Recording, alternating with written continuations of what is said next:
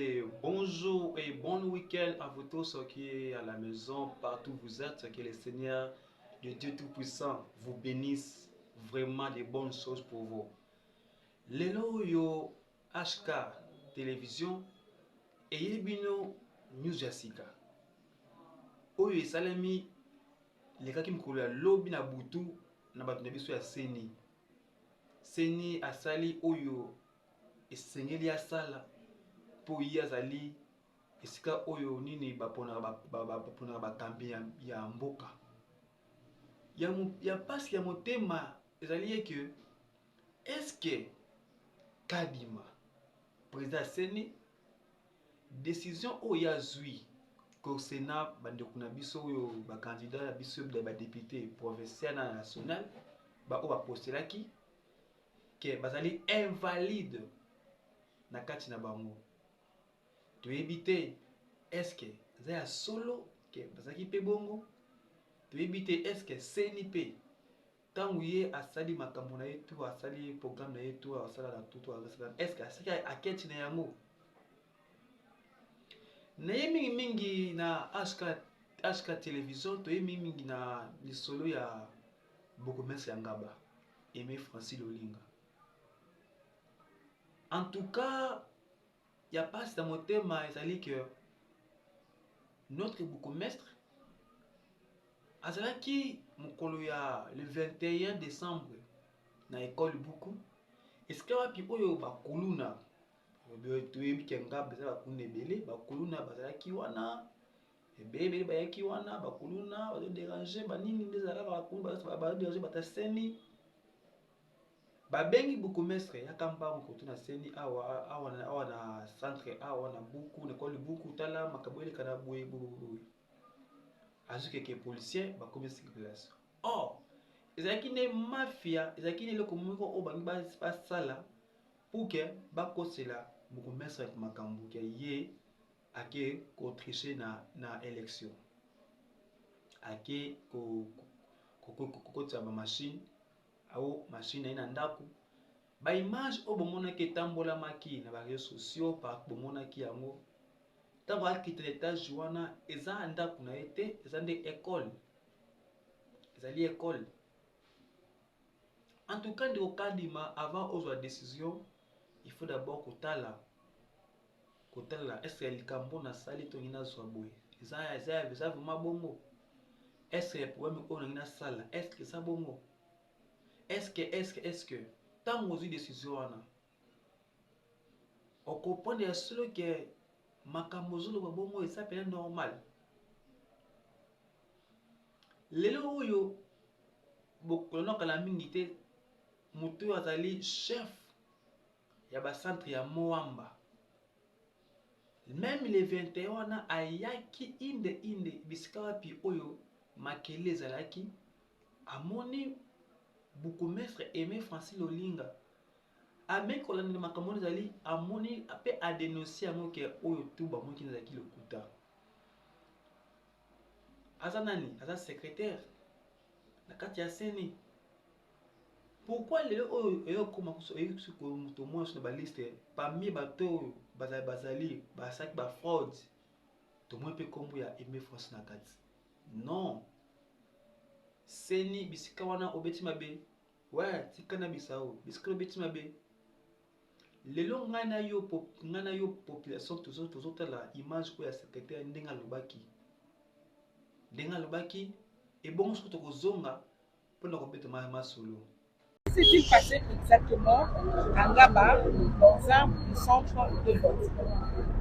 Ok, je suis arrivé sur place, là-bas dans le cadre du monitoring du terrain que je suis en train de faire pour les bureaux qui n'ont pas fonctionné hier. J'ai rencontré une situation inédite. En fait, il y avait un groupe de jeunes gens qui se plaignaient, semble-t-il, d'un prétendu bourrage des urnes hier. Alors, voulant s'enquérir de la situation, j'ai demandé qu'on puisse suivre quand même celui qui était à la base de ce problème, en l'occurrence le bourgmestre de Ngaba. Nous avons approché le bourgmestre de Ngaba et le plaignant. Alors comme ce n'est pas la CENI de jouer le rôle de l'OPJ, nous les avons tous amenés ici auprès de la police pour qu'on les entende sous PV. Mais quand on les a entendus, nous avons constaté que c'était simplement un malentendu. Donc il n'y avait aucun problème en réalité. En fait, le malentendu est venu du fait que le Kouloun a menacé les membres du bureau de vote. Et paniqués, ils ont appelé le bourgmestre de la commune de Ngaba parce que c'était dans son ressort. Malheureusement, le bourgmestre est aussi un candidat. Alors, quand le bourgmestre est arrivé, voulant s'enquérir de la situation, ils ont fermé la porte du bureau de vote et quand ils voulaient recueillir les informations. Alors, c'est à ce moment-là qu'un autre candidat est arrivé sur place. Et il a voulu savoir ce qui s'est passé à l'intérieur. Il a trouvé le bourgmestre et les membres du bureau de vote qui s'entretenaient sur ces problèmes-là. Et lui, l'autre candidat, dans le plaignant, il a cru que c'était un complot ou un plan qu'il manigançait pour faire le bourrage des urnes. Mais quand nous les avons entendus, bon, moi j'ai participé, on m'a fait participer à l'audition. Nous avons compris que c'était juste un malentendu et il n'y a aucun problème. Maintenant, là-bas, comment calmer la tension qui monte dans le centre de vote? Vous avez vu vous-même la police avec le bourgmestre et les plaignants sont en train de rentrer là-bas pour expliquer aux votants que ce n'était pas un problème de bourrage, c'était juste un malentendu pour qu'on laisse le vote continuer plutôt dans ce bureau-là. Ok, merci. Et là, on va visiter les différents centres de vote, c'est ça?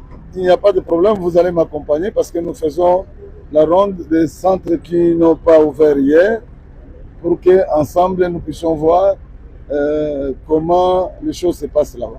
Ok, là, okay, on va visiter les différents. En tout cas, Binimo Bolandi, secrétaire, il y a moi, Mbandingalobi. Très bien. Ce que la question nanga ezaboui, ninga tuna, ninga mona commentaire na yo, ninga mona abonnement na yo, ninga mona j'aime na yo. Réponse au ninga zoye pas na bino balandi. Tout le biboui. Est-ce que ceux qui si 80 personnes, to candidat député ba oyo ba lugu ba mobala ba invalide. Et loko oyo kadima sali, est-ce que ezama bete et loko ya sali pour mokonzi ya mboka ezama bete toujours ka déjà na ba professeur mususu kuna ke nanga zoya boya batu nanga komi ko bata MV3 nanga komi rebelle nanga asangani na Katumbi nanga asangani na Kabila nga bumsa RDC. Et lelo yo na moni mutu moko so na réseaux sociaux a publié lobby nanga azala kimia ozwa bato ebele. Lelo oyo o valide bato. Pe na kati ya bato yo valide wana tomoni ata mutu moko te ya opposition. Ni à Lamuka, ni ensemble, ni à qui ce soit. Mais bango tout moni bazali ya tomoni bazali ya union sacrée. Bango tout bazali ya union sacrée. Sikoyo avant yo kadima au publier élection présidentielle. Avant d'abord de publier, il faut d'abord au revoir namakambo monaki pour que essa la billet avant publier l'élection présidentielle. Yo publier président Bimi. Après président Bimi, au que 4 personnes ba fraude. Oui, ba fraude, tondemi, ba fraude, ba Bimi, ba fraude, ba fraudeur. Alors parmi ya bango babana suso ko lobela batu no master soko komi liboso machine moto ya liboso okoyebisa biso okokoma to moto ya liboso oyo kovote eza président pe okovote président nango okovote numéro 20 Fati Beton nde okovote après okiti na biso badéputé bato wana tout bavote baprésident Fati Beton tina suka nde bavotaki. Alors soki yo lobby ovalide bango c'est-à-dire bavona bango pe elongo na place bavona bango pe elongo na place kolonga o bavona bango elongo en place nayebi te sikoyo na bavona bango na pe bavoa pe ya notre président Fati Beton aza na kati bavoa wana ekolongwa ou soit esala nini.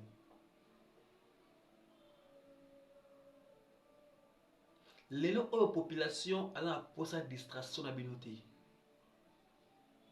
bavono ekende wapi po avant yo oyo invalide bato boye il faut d'abord osala oyo mutu yande yango wana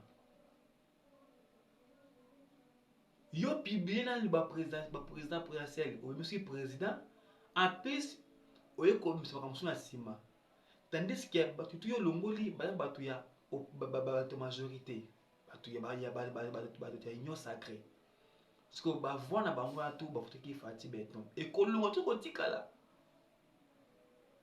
vraiment ina nangi na mona ba commentaire na bino bo pesa biso ma eyano na question oyo c'est dommage dans notre pays partout où on a biso ils passe ils a vraiment pas pour notre pays. Vraiment vidéo oyo ya secrétaire ya Mwamba ya Seni vraiment tosengi yo pardon zonga pa président Lokadima yebisaye zonga pa président Lokadima yebisaye ke papa mutu otangi aza innocent tala sakinde boye yebisaye école wana obomona keka na États-Unis ezanda kuna été eza une école je vous dis une école.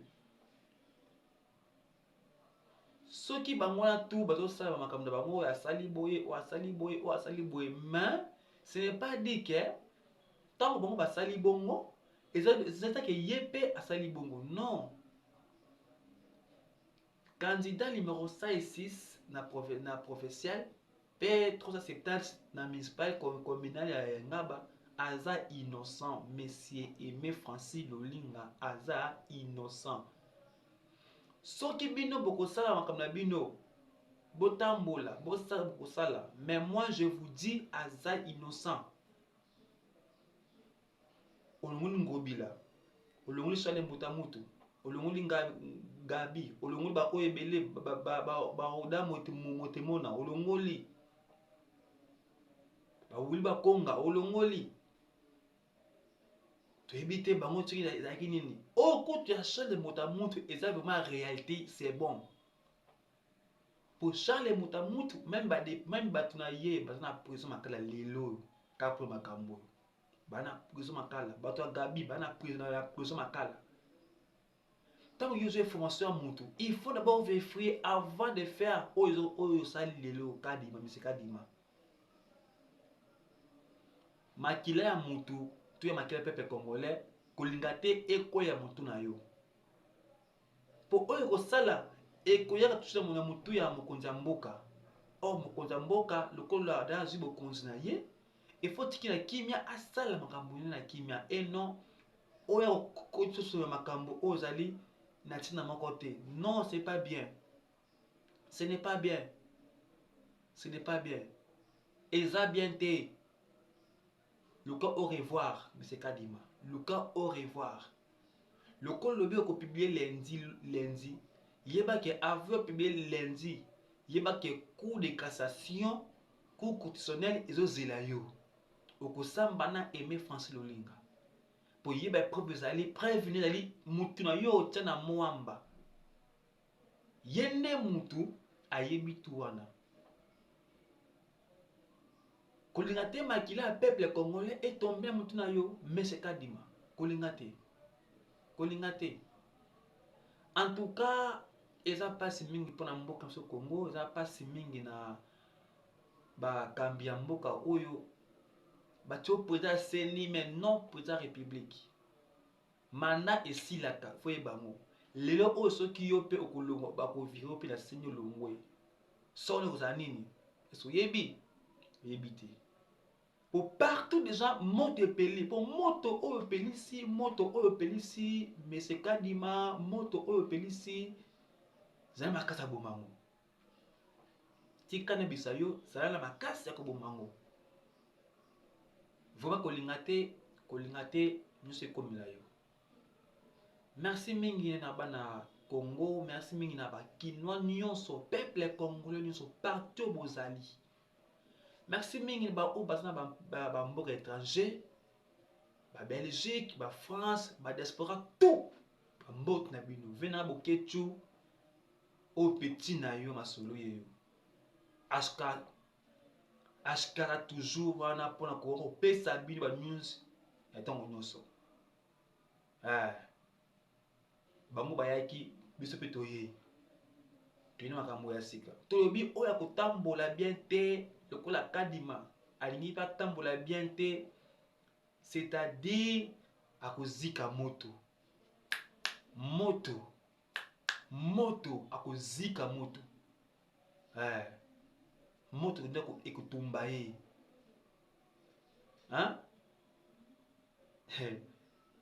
bana Katanga toza bato moko, bana Mujimai toza bato moko, Kasai Oriental mutu moko, Bandundu, Équateur, Maniema, Kivu, partout bozali toza bato moko biso tout bakongole moto abanza mlinga azati ndeko Kadima bongisa musala na yo, bongisa musala na papa, oza mokolo bongisa na yo makambo osalaka lokolo baki luvunu mpe na yo moko bongisa makambo no papa, bongisa makambo tayo yo lukida mabe ya boye yiba pe olukida okonda mboka na mabe komela ye o mokonda mboka aza wana mpona kokamba bana tu ya Congo tona posa vision mosusu ekota na mboka Congo eno tomona makambo Yerusalema. En tout cas napesi merci mingi na balandi nyonso ya HK TV oyo bozalaki ebele mokwa lelo tika toza na kanda bomoni godo bakokota ata okanga bango totie tirette ngani na lobi tokotie tirette bakokangama pasuka so pasuka na yo, ça ne dégage pas, ce n'est pas bien. Surtout toza na ba peuple congolais nani akia nani. Merci mingi na bino nyonso, merci mingi na bana nyonso tu ya Ngaba, bana Lemba, Makala, Kasavubu, Kishasa, Masina, Maluku, Sele, Ngaliema, Matonge, tout bamot na bino ngana bino tokutaka na mingi te lokola senda pesi moto tokwaka na essence mpona kobakisa moto epela